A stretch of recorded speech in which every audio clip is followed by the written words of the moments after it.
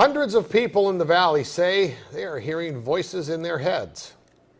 And those voices are being transmitted by microwave or other methods. Well, several viewers asked us to investigate what they call electronic harassment. KMIR 6's Angela Monroe joins us now with what she's discovered. Angela. Electronic harassment, synthetic telepathy, voice-to-skull technology. Chances are you haven't heard of these terms, but after searching the internet, I found dozens of websites dedicated to the phenomenon and several Valley residents who say they're victims.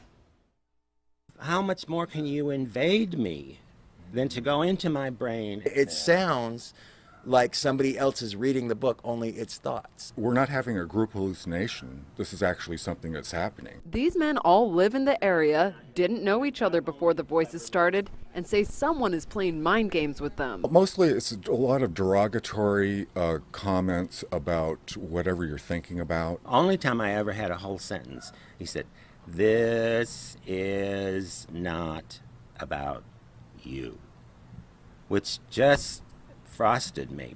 If it's not about me, what the hell am I going through all this for? Kevin Bond says he used to have a normal life. I was living in the San Diego area, was clerking for a federal judge, and I noticed that I was being followed by a whole bunch of people. According to the websites, what Bond is describing is called gang stalking. He moved to Palm Springs to escape. I started hearing, as you'll hear, hearing voices and what they'll call voice-to-skull or microwave hearing. Bob Stansfield says his experience was similar and started a decade ago. They were active in following me around here, and I started hearing the voices a little bit after the vehicular stalking. Randall Ringer says the voices started when he was undergoing chemotherapy. The first thing that was said was, "Randall Ringer." And I sat up straight and I went into the bathroom, and I looked in the mirror, looked myself in the eyes, and I said, did that really happen? Bond says he's found more than 300 victims locally and is tracking others across the state through billboards. In Johnson Valley, a Freedom House just opened to help people who believe they are being targeted. To many of you who find yourselves the object of covert harassment, that there is hope and that you are not alone, and that we are striving to find legislation and we're working towards freedom for all. Derek Robinson leads a national group called Freedom from Covert Harassment and Surveillance. He says he knows who's playing mind games. Rogue government officials that are sponsoring this, also corrupt business officials, and private citizens. And he also told us how. Most of it is delivered by microwave, and I believe it's satellite delivered, whether someone is on a remote location using a laptop or next door using the desktop. Bond says neurotransmitter chips that run off body electricity have been inserted into some people. And they assign cell phone numbers to them.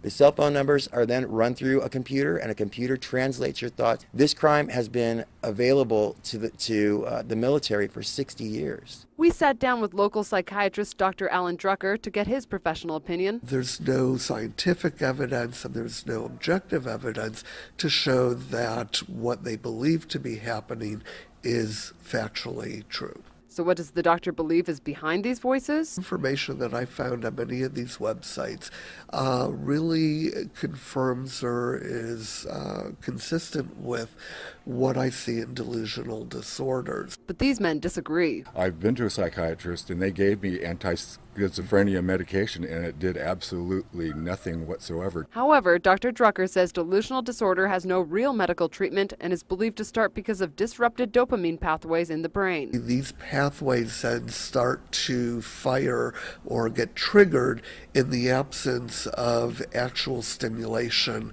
of a person actually speaking or the radio being on, etc. Dr. Drucker says dopamine can be disrupted for a variety of reasons: a genetic predisposition, illicit drugs, and even chemotherapy. These men have their own theories why they're being harassed. I think that I was targeted because I'm gay. I reported someone for selling what I thought they were selling drugs, and they were. Nationwide, this crime is committed about 60% against white women ages from 30 to 38.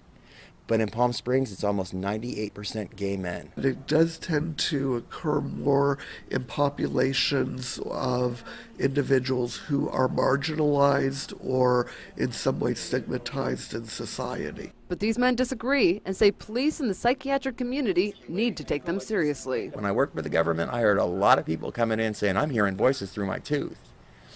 Now I look back and I think, are they like I am now and I just didn't pay attention? For them, the voices are a waking nightmare.